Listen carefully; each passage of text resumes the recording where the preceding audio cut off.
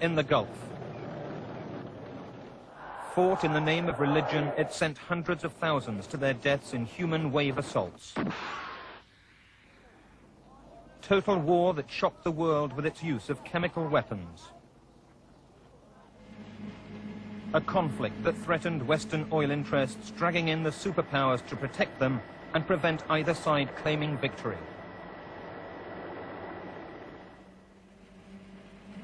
A war without material gain, yet one where Iraq could claim victory and pursue reward by seizing Kuwait, bringing the world to the edge of another conflict.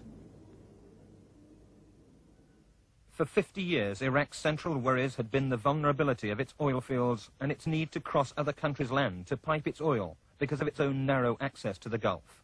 In an expansionist adventure, Iraq aimed to establish itself as a Gulf power by neutralizing its closest rival, Iran.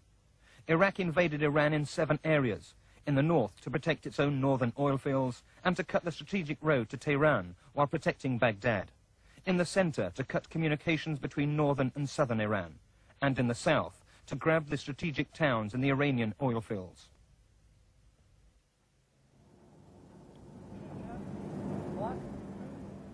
The Khuzestan landscape favored invaders using tanks and armored vehicles, making it easy to drive deeply into Iran. With a 5-to-1 superiority and facing only one depleted Iranian armored division, Iraqi forces moved quickly despite lacking air cover.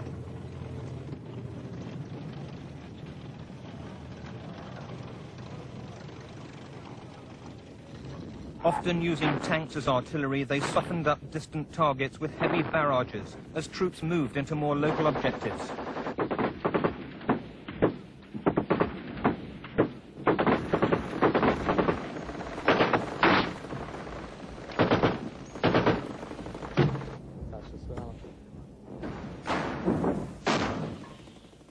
The Iraqis' Soviet-made anti-tank gunships found few targets, scouting planes rapidly being pocketed by dugouts and entrenched artillery. The Iraqis had already proved these tactics against Kurdish rebels, but their strategy failed to recognize that defensive armies could also move quickly into position.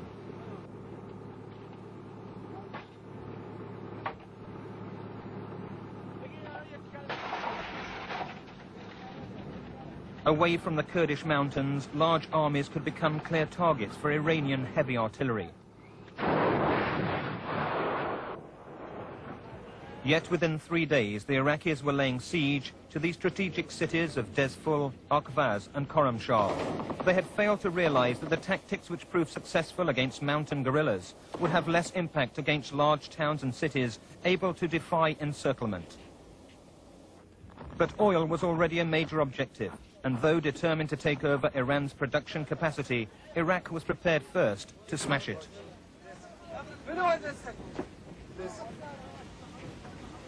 The effect of the fighting was to close the Shat al-Arab waterway to all shipping.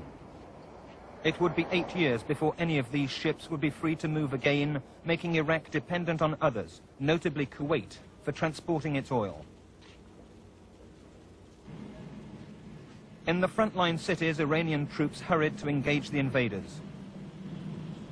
Local resistance was led by Iran's Revolutionary Guards, who were fiercely loyal to Ayatollah Khomeini.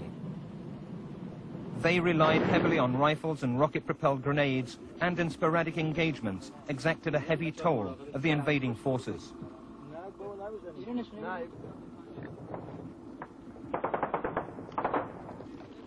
From their example stemmed the Iranian mood of self-sacrifice in a holy war.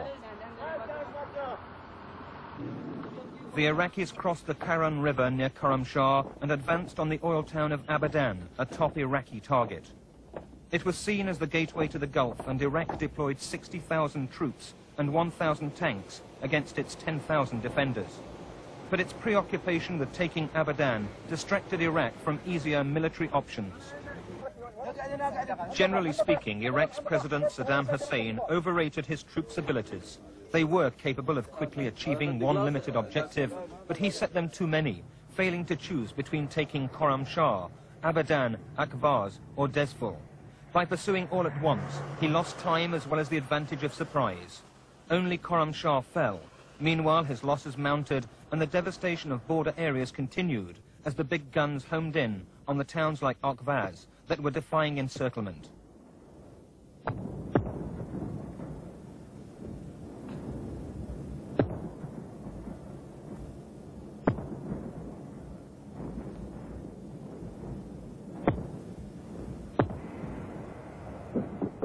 Iranian phantoms hit back, explode. The Iranians carried out up to 150 sorties a day, mostly with planes kept airworthy by cannibalizing others. The Iraqis compounded their error with military planning so poor that they failed to provide adequate air defenses for their own vital oil facilities. Oil facilities on both sides burned as the Iraqi invasion ground to a halt and hostilities entered a phase of sporadic war.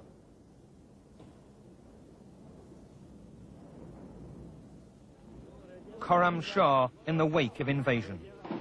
Its loss offended Iranian national honor and, dubbed City of Blood, it became a focus for the Iranian counterattack. Despite Iraq's initial advantages of surprise and manpower, its blitzkrieg had failed, and it had to reconcile itself to a protracted war for which it was unprepared. Iraq's forces were led personally by President Saddam Hussein, a strong-willed, intransigent man whose lack of military training made him a careless planner. He entered the war with no clear idea how to end it, consistently overestimated the abilities of his troops, and responded to setbacks by executing generals who retreated. For Iran, Hashemi Rafsanjani, Ayatollah Khomeini's most trusted lieutenant, was effectively the military leader for most of the war. Popular and charismatic, he had been sacked from the Shah's army for influencing troops towards the Islamic Revolution. He had a gift for simplifying complex tactics and became an ingenious and pragmatic commander. Inviting comparison with the First World War, Iraq made only minor territorial gains and, losing the initiative, built an artificial lake to protect Basra, its second city. Iran's obsession with capturing Basra would see them mounting repeated offensives through the marshes to the north, centered on the oil-rich Majnoon Islands.